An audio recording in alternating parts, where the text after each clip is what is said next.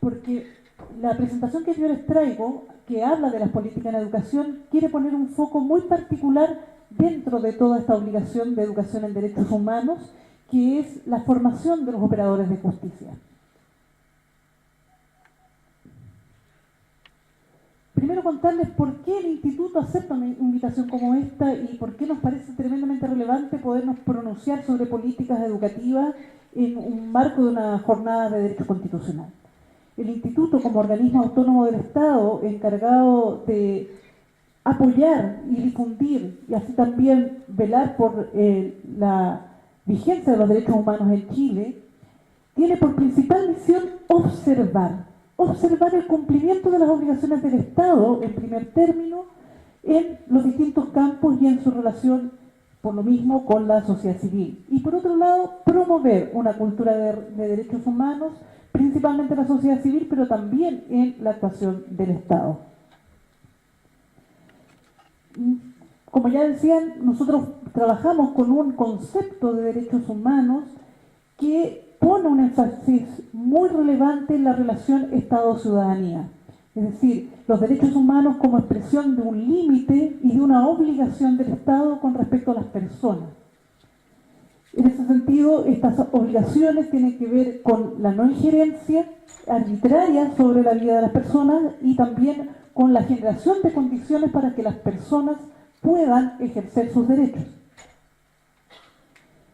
Pero esa visión más normativa o más de definición textual no nos es suficiente para poder comprender por qué los derechos humanos no logran ser una realidad completa y absoluta para todas las personas en un territorio.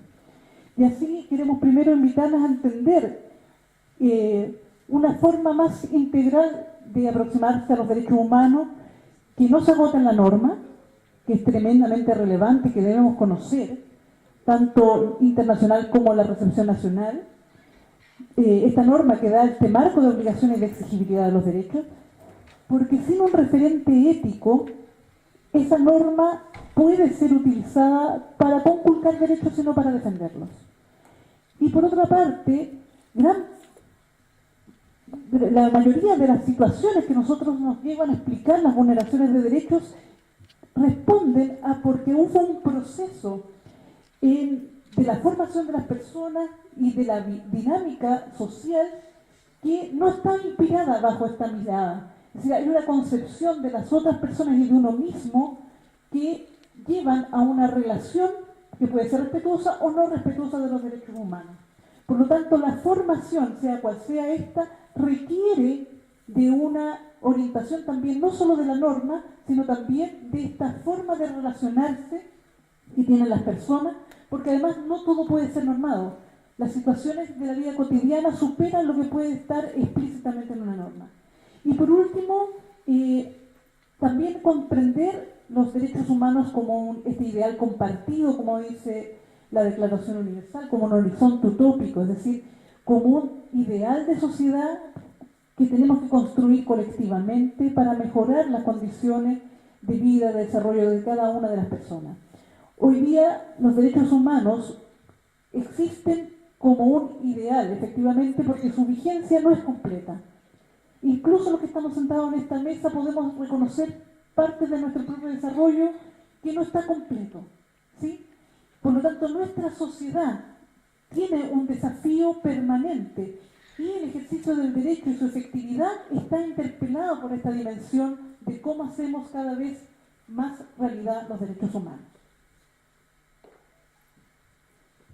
Y lo que queríamos compartir entonces, ¿dónde surge entonces la preocupación por la política pública?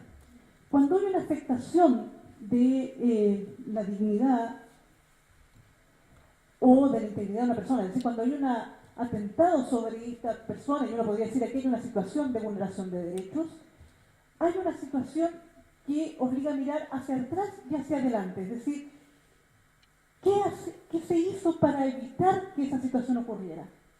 ¿Sí?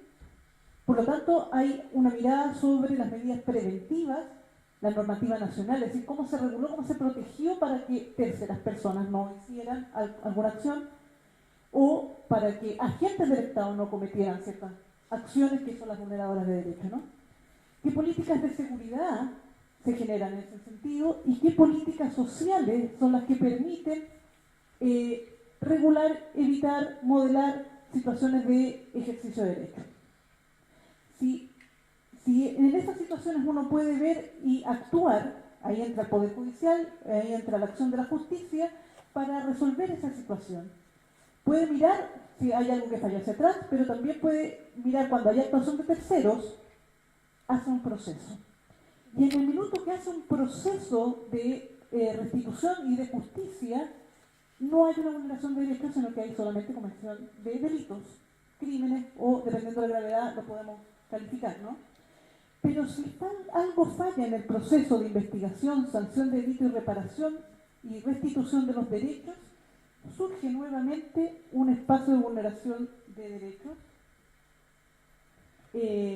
porque si la justicia no hace lo que tiene que hacer, tenemos un conflicto de derechos humanos. Es decir, tenemos dos instancias, al menos, en que podemos identificar procesos sociales y políticas, porque podemos entender también la administración de justicia como una política, donde se ponen en juego el ejercicio de la protección de derechos. Uno en la prevención y otro en la restitución de derechos. Y además, cuando los tribunales o la operación de justicia realiza todo ese esfuerzo de investigación, de sanción y de reparación, genera orientaciones que permiten reforzar las medidas preventivas y retroalimentar estos marcos con que tratamos de evitar que nuevas vulneraciones ocurran. Ahora, en todo este proceso es fundamental las políticas de educación, primero para prevenir, efectivamente, es decir, una educación que no contenga elementos de educación en derechos humanos no es una educación de calidad. Por lo tanto, cuando entramos a discutir en el marco de las políticas educativas, hoy día en la reforma educacional, elementos como la no segregación o la igualdad en el acceso y en la calidad, estamos discutiendo del meollo de lo que es el derecho a la educación y del sentido que como derecho tiene la educación dentro del marco de desarrollo de las personas. Y por otra parte, los operadores de justicia, en toda su gama y diversidad de actores, requieren una formación para que estos procesos efectivamente logren restituir derechos y no generen, por omisión o por acción, nuevas vulneraciones. Así entonces, si uno pudiese volver a mirar las obligaciones del Estado, mirando los derechos humanos en el ejercicio de estos derechos, vemos que la justicia en sí misma representa el ejercicio de un conjunto muy amplio de derechos.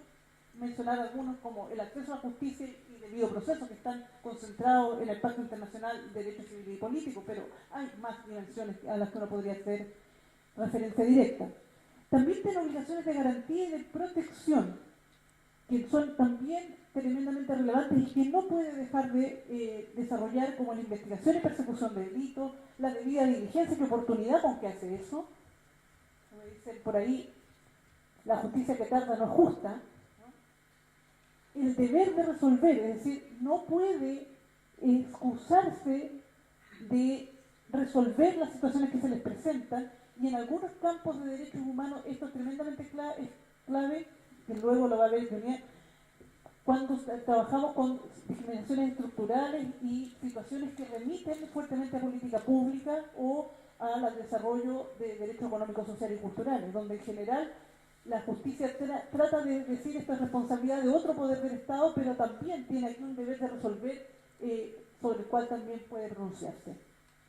Y, como les decía, la restitución y reparación. Pero también tiene unas dimensiones de respeto que se juega en su ejercicio con la previsión de la privación arbitraria de libertad, con la igualdad y no discriminación en todo el proceso, ¿no? Y todas estas obligaciones y todos estos elementos que se ponen en juego debiesen ser parte de un proceso formativo de los operadores de justicia. Así entonces, si uno mirase las políticas educacionales como expresión de la obligación del Estado de garantizar los derechos humanos, podríamos entonces cuestionarnos sobre el alcance y la realización y el cumplimiento que tiene el Estado chileno sobre esta obligación específica. La Declaración de las Naciones Unidas sobre la Educación y la Formación en materia de derechos humanos es un instrumento reciente del Sistema de Naciones Unidas del año 2012 y que recoge una larga discusión que parte con esta invitación que hace la Declaración Universal de que a través de la educación y la enseñanza se logre hacer un proceso en que toda la ciudadanía y los estados de todos sus niveles pueda hacer realidad el ejercicio de los derechos que se declaran en ese instrumento, ¿no? Y luego recoge también la preocupación del año 93, cuando en la Conferencia de Viena establece que para poder garantizar los derechos se requiere que los estados inviertan y hagan esfuerzo y generen planes que les permita formar a todas sus direcciones, a todos sus elementos, desde el Poder Judicial, el Poder Ejecutivo y el Legislativo, para que la perspectiva de derecho y la comprensión de los instrumentos internacionales pueda pasar de lo normativo internacional a la implementación interna y a las políticas públicas y a la actuación directa en el trato a las personas cuando se atienden en distintos niveles de contacto directo entre la ciudadanía y el Estado. Y para eso entonces se establece un derecho en sí mismo, la educación en derechos humanos. Un derecho que tienen todas las personas durante toda su vida, irrenunciable como cualquier derecho, y que va tomando especificidad en atención a la condición y la posición que juega cada actor en el proceso de su sociedad. Y en ese sentido a los estados le dice que debe garantizar que esta formación sea adecuada y que no solo incluya la formación de derechos humanos, sino también de derecho internacional humanitario y penal internacional, si es que eso se requiriese, porque esta es la única manera de asegurar que toda esta cadena de ejercicio de derechos ocurra. Esto, como yo les decía, en el año 93 la Conferencia de Viena da lugar a un programa y luego a 2 planes para la educación en derechos humanos. Y ahí nuevamente se recoge ya a nivel más operativo cómo hacer de esto una política de Estado y una política pública de educación. Y implica entonces desarrollar capacidades en lo que tienen responsabilidad, entre otras miles de elementos. De hecho, la fase 1 estuvo centrada en el mundo escolar y los profesores, y la segunda fase, que está en término ya, era universidades, ¿sí?, la formación de profesionales de todo tipo, más funcionarios públicos y agentes de orden y seguridad. Ahora, todo esto tampoco es tan extraño y tan ajeno a las obligaciones que el propio Estado reconoce en cuanto a sus funciones con respecto a los derechos humanos. Si miramos el artículo 5º, inciso 2 de la Constitución, no solo dice que debe respetar, sino también debe promover los derechos que están reconocidos en los tratados internacionales que Chile ha firmado. Y para promover, obviamente, se requieren procesos sistemáticos de enseñanza. ¿Sí? Y esto no es solo para las personas ni el mundo escolar, que gran parte de la discusión se ha centrado ahí, sino que es para todas las personas, para todas las instituciones, no solo tampoco para los agentes del Estado. Y como yo les decía, bueno, si tenemos que formar en todo esto, ¿cómo organizamos una política pública? Por ahí se preguntaban, bueno, ¿cuáles son las decisiones que hay que tomar? El campo de los derechos humanos es un campo vasto. La Declaración Universal da un panorama general que luego adquiere especificidad y la interdependencia de los instrumentos con que se van generando estas obligaciones cada vez más específicas con respecto a la relación del Estado a la ciudadanía y de las personas entre sí. No solo refiere a enseñar sobre los derechos civiles y políticos, sino muy fuertemente sobre los económicos, sociales y culturales, sobre las medidas de especial protección para determinados grupos, sobre la prevención de la tortura, etc., ¿no? Entonces, si tenemos que promover todos estos instrumentos, ¿qué obligaciones específicas podemos recoger y que nos obligan y nos mandatan irremediablemente, digamos, para poner un acento en las prioridades, porque obviamente las políticas públicas tienen una restricción temporal administrativa que hace complejo administrar. Ya los pactos, algunos de ellos señalan obligaciones específicas para operadores de justicia. En la misma declaración o convención o pacto internacional. La Convención contra la Tortura, la de Desapariciones Forzosas, la contra la Violencia a la Mujer de Belén de Pará, la Convención para las Personas con Discapacidad y el protocolo facultativo de la Convención de los Derechos del Niño en torno a la venta de niños. Todos ellos han hecho mención en el mismo instrumento a la necesidad de formar operadores de justicia en estas materias. Pero no es solo eso. Las observaciones generales, que son otro instrumento del cuerpo de la definición de los derechos humanos, que precisan el contenido de los pactos, han indicado también materias específicas sobre las cuales hay que formar con respecto a la no discriminación y con respecto a la integración en la implementación interna en el Comité de Derechos Humanos, que es el órgano especializado en el Pacto Internacional de Derechos Civiles y Políticos. En el Comité de Derechos Económicos, Sociales y Culturales también lo hay cuando se hace referencia sobre la situación de los jóvenes infractores de ley. Y en la Convención de los Derechos del Niño establece también una serie de observaciones, es la que más observaciones hace sobre lo importante que es formar a los operadores de justicia, abogados, fiscales, jueces y otros agentes como los que están encargados de los procesos de detención y también de administración de centros de detención de menores. Pero no es solo eso, es decir, todo eso que es a nivel general también tiene expresiones específicas y directas para el Estado de Chile. Cuando el país ha informado a estos órganos especializados de tratado, nos han devuelto observaciones directas sobre la formación en derechos humanos para operadores de justicia. La Convención de los Derechos del Niño, la de Económicos, Sociales y Culturales, la de la tortura, que pueden ser coincidentes con lo que ya hemos dicho anteriormente, pero también lo ha señalado la CEDAW, la de trabajadores migrantes, la de eliminación de la discriminación racial. Es decir, tenemos un conjunto muy amplio de obligaciones en términos sobre que educar a los operadores de justicia. Bueno, con esta panorámica, la pregunta que nos hicimos nosotros es, bueno, ¿cómo establecemos entonces una prioridad para poder formar a operadores de justicia en los temas de derechos humanos? Tenemos la integralidad de los derechos y el marco general y tenemos un conjunto de elementos específicos que deberíamos abordar en nuestra formación. Además, tenemos que considerar que los operadores de justicia son múltiples y dependen de distintas instancias del Estado. Por ejemplo, el Poder Judicial, que es una expresión la más directa, digamos, de lo que podría ser la operación de justicia, tiene varios organismos asistentes como carabineros, policía e investigaciones que se encargan de una fase del proceso de detención, de investigación, colaboradores con la Fiscalía, que depende del Ministerio de Justicia, y luego también está Gendarmería, que hace luego los procesos de protección.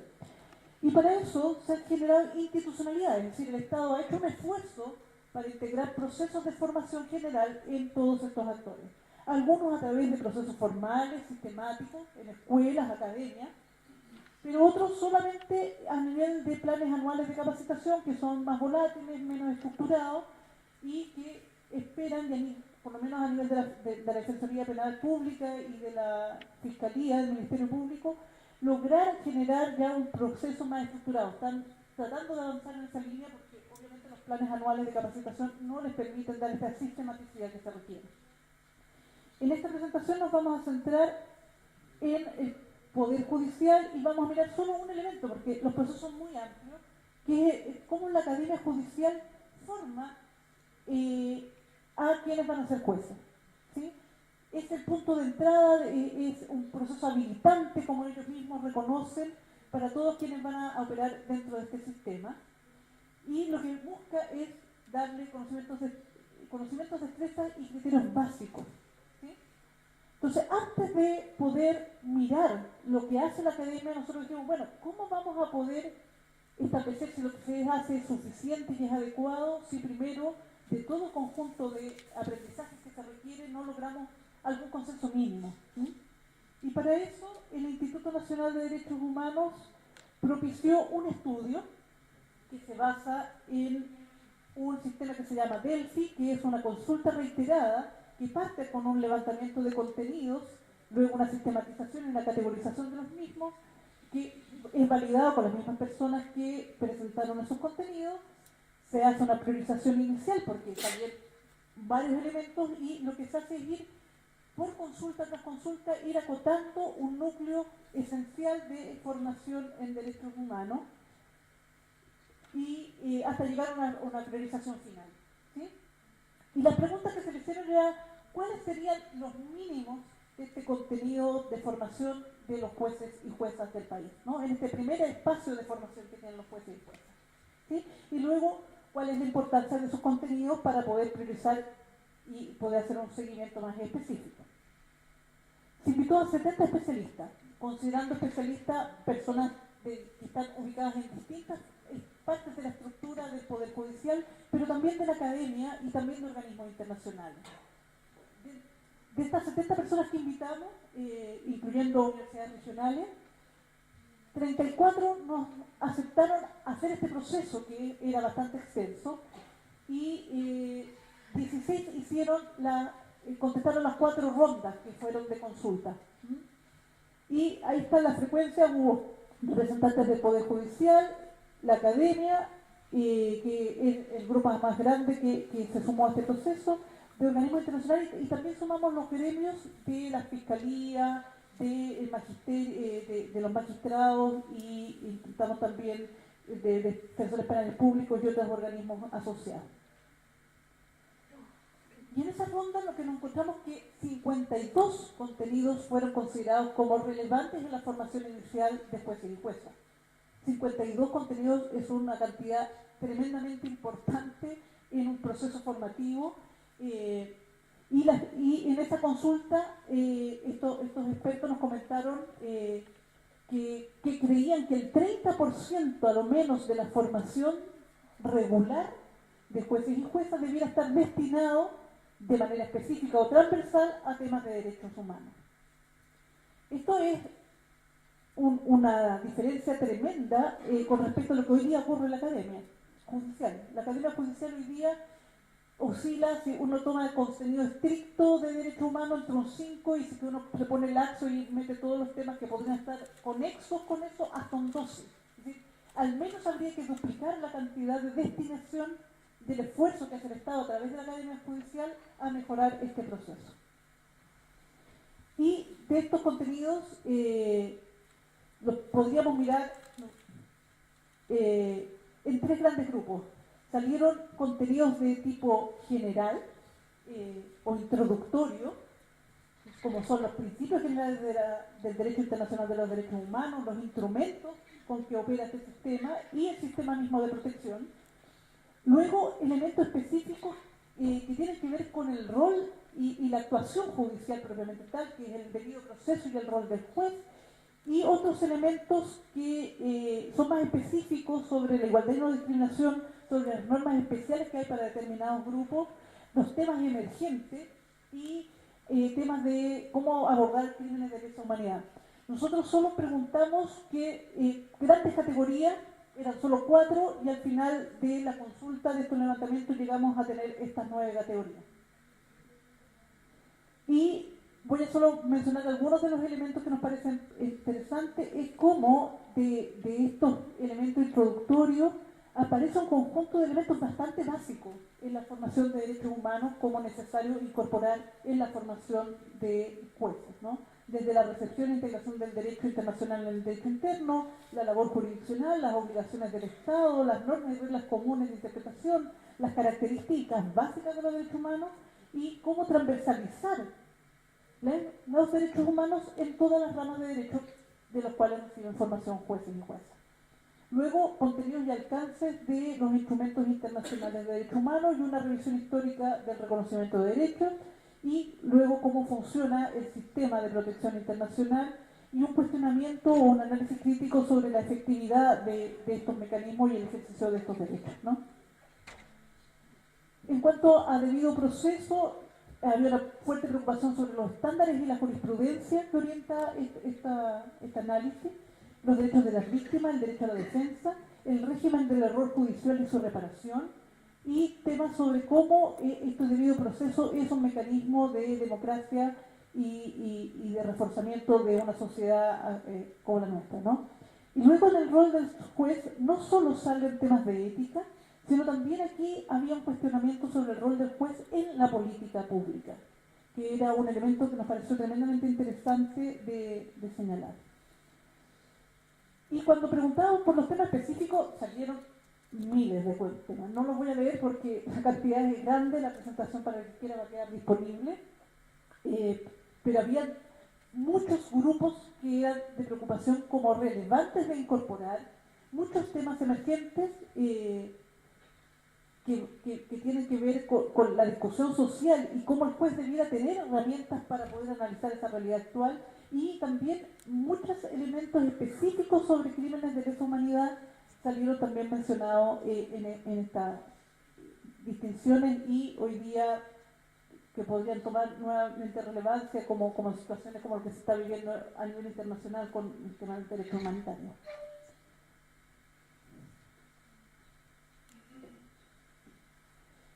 Bueno, no podíamos hacer nada con 52 contenidos. Entonces, les invitamos en 3 rondas sucesivas a que priorizaran. Y este método hace que cada uno priorizó de forma individual, después le pusimos los resultados de la persona en comparación con los resultados del grupo, dando la posibilidad de que cada uno de los expertos pudiera revisar esta visión y pudiera o reafirmar su posición o justificar un cambio. Y logramos llegar que el 90% de las personas que trabajaron en este proceso de colaboración con el Instituto categorizaron estos contenidos, que son 13, como indispensables o sumamente relevantes. Ya con 13 podemos trabajar, ¿sí? Que son la recepción e integración del derecho internacional en el derecho interno, las características básicas de los derechos humanos, las normas y reglas comunes de interpretación en la labor jurisdiccional, los estándares de debido proceso, el derecho a la defensa, los principios básicos de la función del juez, la ética judicial, los principios y fundamentos de la no discriminación y cómo eso alimenta y da luces sobre la legislación nacional, las normas internacionales de protección a niños, niñas y adolescentes, la discusión de temas emergentes de manifestación, opinión, protesta y reunión, y los principios generales sobre crímenes de lesa humanidad. Con respecto al tema emergente, no es de extrañar. Esta consulta se hizo en el año 2012. Estábamos en pleno de la primera ronda de manifestaciones públicas en la calle. Teníamos el caso Aysén, Coyhaique, teníamos las manifestaciones estudiantiles. Por lo tanto, aquí había un tema de preocupación especial. Posiblemente, si hubiéramos hecho un análisis más regionalizado, habrían salido otros temas priorizados. Pero al mirar esto, quedaron algunos temas que son obligación específica del Estado de Chile fuera. Hay 2 indicaciones particulares sobre trabajo, sobre violencia contra la mujer, y no aparecen como primera prioridad. Aparecen priorizados de otra manera también. Si uno mirase solamente los temas que obtuvieron primera mayoría, dentro de sus categorías aparece el de la mujer, pero no aparece en este núcleo más duro.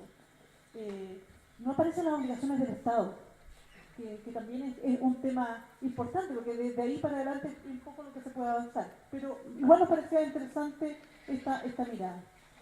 Y luego nos preguntamos, bueno, ¿y cuándo aprenden esto u otras cosas en el proceso de una trayectoria formativa? Porque la educación al derecho humano en el nivel escolar está integrada. Uno puede decir, mira, sí, tiene un enfoque más bien valórico, ¿sí?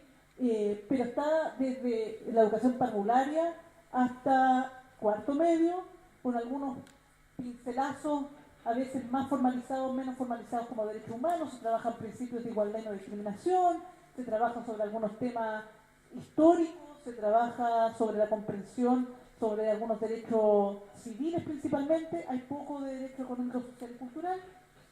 Pero la principal deuda de todo ese proceso formativo es que se pone la máxima responsabilidad de la protección de los derechos humanos en las propias personas. No hay Estado en ese discurso. Por lo tanto, las personas no saben dónde dirigirse cuando sienten vulnerados sus derechos. ¿A quién se los reclaman? ¿A quién se los exige? Es algo que no logra formar la formación escolar. En la educación superior, entendiendo por esto las carreras de leyes, que es donde principalmente se forman los operadores de justicia, hay otros que parten por sus propios cursos como las fuerzas de orden y seguridad. La formación en derechos humanos es principalmente una asignatura electiva de especialización, aunque lo que trabaja es una mirada general introductoria. Tiene una baja inclusión de las obligaciones del Estado incluso en estas ramas que son obligatorias. Son obligatorias solo en el 25% de las universidades que están acreditadas. No sabemos lo que pasan las no acreditadas. Y también hay un breve tratamiento sobre cómo esta norma internacional entra dentro de la legislación y la operación de justicia interna nacional. Entonces queda como un fenómeno que va por fuera y no que está integrado dentro de la operación de justicia y de los conocimientos relevantes hacia el interior. Y la Academia Judicial ha tenido varios cambios en su proceso de comprensión de los procesos formativos que están dando y ha tendido ahora a un modelo más bien de estudio autodirigido, así lo llaman ellos, donde las partes lectivas reducen su formación y el enfoque está más bien centrado en un enfoque constitucionalista y no necesariamente de derechos humanos. Ahí hay una distinción que no necesariamente porque se habla de derechos fundamentales se está hablando desde una perspectiva de derechos humanos. Como les decía, además ese núcleo es en torno al 6% solamente de esta formación y aquí hay una tensión también porque cuando nosotros vamos a presentar el resultado de este estudio que les acabamos de mostrar a la academia para poder dialogar, bueno, ¿cuánto están de esto haciendo ustedes? Lo que nos dicen es que, bueno, la verdad estamos haciendo poco de eso porque nosotros presuponemos que la formación de abogados lo tiene. Y la formación de abogados no lo tiene. Cuando hicimos un estudio específico también, complementario a este otro estudio, sobre cómo está la formación de los abogados, los derechos humanos, lo que yo les decía, el 55% de las carreras que nosotros analizamos, que son en universidades acreditadas, solo algunas, la mitad tiene algún curso de derecho humano y de esa la mitad son solo obligatorios. El 85% de cualquiera de esos cursos no integra obligaciones del Estado. Es decir, ahí yo no sé cómo trabajan derechos humanos sin obligaciones del Estado, es como bien curioso. Y el 50% incluye en su bibliografía algún instrumento, debería decir base, no pase, en su mismo curso. Es decir, no tienen acceso a los instrumentos internacionales. Tal vez trabajan con doctrina o con jurisprudencia, pero no han tenido acceso directo a los instrumentos. Si uno mira las cátedras de Derecho Constitucional, el 32% de ellas incluye algún tema sobre el derecho de la recepción del derecho internacional en el ámbito interno. No necesariamente referido a derechos humanos, pero sí como este derecho internacional entra dentro del sistema. Y el 82 considera solo los sistemas de protección del ámbito nacional, por lo tanto tampoco hay ni una referencia al sistema internacional. Y por lo tanto de la obligación que hay de esa jurisprudencia o de esas orientaciones. Tampoco hay, por lo tanto, cómo hay responsabilidad del Estado a través del ejercicio del Poder Judicial ante la comunidad internacional, por cierto. En Derecho Procesal Penal, solo 33 incluyen tutelas de derechos humanos en el ámbito interno y menos del 20 incluyen instrumentos internacionales y menos del 5 jurisprudencia internacional. Es decir, no hay cómo acercarse a estándares internacionales de derechos humanos para mirar este debido proceso. Por lo tanto, tampoco está en un núcleo tan fundamental de lo que es el ejercicio de este derecho en la formación de los abogados. Y en el derecho internacional público, el 40% de estas carreras incluyen instrumentos o jurisprudencia internacional. sobre derechos humanos. El 63 incluye reflexión del derecho internacional en el ámbito interno, por lo tanto ahí se logra algo balancear, pero como está solo puesto en este otro espacio, como les decía, resta un poco esta consistencia en el proceso formativo y la comprensión de lo importante que es para el derecho interno. Y el 50% incluye algunas referencias sobre el sistema internacional de protección. Y sobre grupos de especial protección, aquí prácticamente poco y nada. Es decir, luego tenemos especializaciones, hay tribunales de familia, donde temas de violencia intrafamiliar no son tratados con una perspectiva de derechos humanos porque nunca han sido trabajados lo que corresponde a derechos de la mujer, derechos del niño, dentro de las formaciones particulares. Lo mismo pasa con migrantes y para qué decir una falencia tremenda. No hay nada sobre privados de libertad. Y gran parte de las sentencias terminan en privación de libertad. ¿Cómo se pueden analizar las garantías constitucionales entonces dentro de este ámbito? Es tremendamente complejo y luego la academia tampoco lo enseña porque presume que estuvo enseñado en estos 5 o 6 años de formación de pregrado. No quiero avanzar. Bueno, como les decía, hay indirectamente igual hay una inclusión, pero que requiere ser reforzada.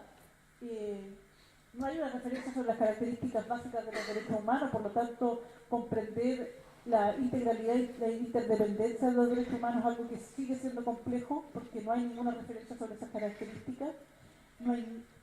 Hay poco sobre principios generales de igualdad y no discriminación.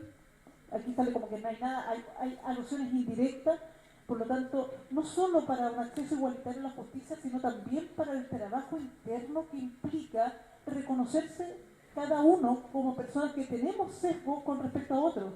Es decir, si nadie nos ayuda a mirarnos a nosotros mismos y controlar esos sesgos que hemos construido socialmente, en ningún espacio de nuestra formación y poner especial atención de cómo hacemos esa prevención, posiblemente vamos a operar creyendo que estamos haciendo igualitarios o creyendo que estamos haciendo no discriminatorios bajo una serie de sesgos también presentes en los procesos. Y esto lo estamos mirando en la formación regular de jueces y juezas. Recordemos que hay otros operadores del sistema de justicia que ni siquiera tienen esta formación. La gente que atiende en la primera entrada de los tribunales, que suelen haber muchas situaciones de abuso de poder, justamente porque estas dimensiones no están integradas.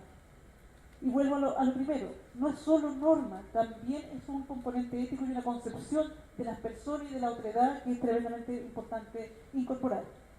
Algo de eso hay en la ética, pero está más bien en referencia a la independencia de la actuación de los jueces, que es tremendamente relevante, pero hay muy poco de estos otros elementos incorporados ahí. Bueno, ¿qué desafíos? Muchos. ¿Sí? Tratemos de centrar en algunas cosas.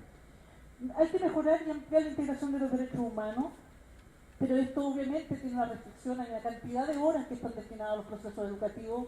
No hay política pública educacional que no tenga esa limitante, por lo tanto, más que hacer más cosas que le colguemos como un arbolito de Pascua a los procesos formativos, es cómo hacemos un proceso más integral y más transversal y más interdisciplinar. La Convención de los Derechos del Niño y la de Discapacidad ponen dos acentos que son tremendamente relevantes en este tema. Es decir, no podemos hacer un buen proceso de administración de justicia si no comprendemos las situaciones en que se desenvuelven estas poblaciones. Y si solo lo miramos desde el ámbito de las leyes, no podemos verlo. Necesitamos ponernos una lente y una comprensión social que va más allá del marco jurídico. Comprender la evolución de los niños, plantea las necesidades especiales que tienen, la comprensión de los entornos sociales y su complejidad en la adolescencia, todos esos elementos que nos interpela el sistema internacional claramente no están integrados porque miramos muy intradisciplinarmente. La formación de derecho quizás es una de las más cerradas en cuanto a esta perspectiva, y ahí hay un desafío grande, no solo para la academia judicial, sino para las universidades que están formando los estudiantes que luego van a llegar a esos espacios. Lo mismo con respecto a cómo integramos la visión de derecho humano en las distintas áreas del derecho, ¿sí? Porque si no va a quedar una cosa distinta, pero cuando hablamos de administración de derecho de familia estamos hablando, cuando estamos hablando de derecho laboral, claramente que estamos hablando de derechos humanos, no es una cosa distinta. Por lo tanto, los estándares debiesen estar ahí más que generados solo como una especialización diferente. Y luego, para eso, tenemos otro gran desafío. Carecemos de investigación y carecemos de académicos suficientes para poder hacer estas transversalizaciones y esta profundización. Nos pasa en Santiago, nos lo han dicho los coordinadores de las carreras de Derecho, pasan regiones aún más agudamente, que es lo que nos decían cuando expusimos los resultados del estudio de formación en las carreras de Derecho. Y también cómo articular, es decir, no podemos seguir como Estado propiciando estos pincelados desarticulados donde unos enseñan unas cosas y el otro supone que el otro lo hizo, sin que nos dialoguemos más, no solo en la carrera de un funcionario de la Administración de Justicia en un rol de juez o abogado, de fiscal, sino también con los otros agentes como las policías y cómo coordinamos y trabajamos más en conjunto esta visión. Y también cómo fortalecemos el rol del Estado. Volviendo a la interpelación inicial, y con esto cierro, que hacían sobre el derecho a educación. El derecho a educación implica un acceso, por un lado, a un proceso de aprendizaje que tiene un sentido particular y específico que está definido en los propios instrumentos internacionales, que no es mayor competitividad en el mercado, sino que es mayores herramientas para vivir en una sociedad democrática y participar de esta sociedad, para ser más respetuosos de los derechos, para ser más tolerantes con otros. Esas son las finalidades de la educación, que están reguladas para la educación básica, pero no hay ninguna mención en esta línea de la educación superior. El Estado se abstuvo total y absolutamente de poner el sentido de la educación en la educación superior, y es necesario regular también ahí para que la formación superior tenga también una línea acorde con la comprensión de este derecho humano que es la educación. Y también el Estado tiene que hacer mayores esfuerzos por financiar no solo la educación universitaria, que es parte del debate actual, sino también estos otros elementos formativos que requieren para que su propia actuación se ajuste a derechos humanos. La inversión que hace el Estado en formación en derechos humanos para sus funcionarios públicos, excluyendo el Poder Judicial y excluyendo Fuerzas Armadas y Orden de Seguridad, es menos de un 1% de su presupuesto de capacitación nacional. En el campo de la educación formal de estos otros, ¿por qué lo excluí? Porque ellos tienen un proceso que está integrado, que es muy difícil decir cuántos del presupuesto de formación de las escuelas de gendarmería, de carabineros o de las Fuerzas Armadas está destinado a derechos humanos, porque no lo puedo separar del presupuesto global. Lo mismo pasa con Academia Judicial. Pero la inversión es tremendamente baja para un elemento que debiese estar transversalizado y ser el corazón de la formación de cualquiera de estos agentes del Estado. Ahí también yo creo que hay un desafío grande que es invisible para la sociedad. Estos temas no están siendo discutidos, estos temas en el debate están ausentes. Es decir, yo no veo gente discutiendo de que se les enseñe derechos humanos cuando se mejore la calidad de la educación, ¿sí? Pero si no le enseñamos derechos humanos, posiblemente no va a poder ejercer ningún otro derecho. La educación en derechos humanos, por lo tanto, es un foco que debiese permear toda la política educativa, tanto porque permite el ejercicio de derechos, porque orienta hacia la realización de derechos y porque permite mejorar la convivencia social. Si tenemos gente más formada en derechos humanos, posiblemente vamos a tener menos delitos también. ¿Sí? Muchas gracias.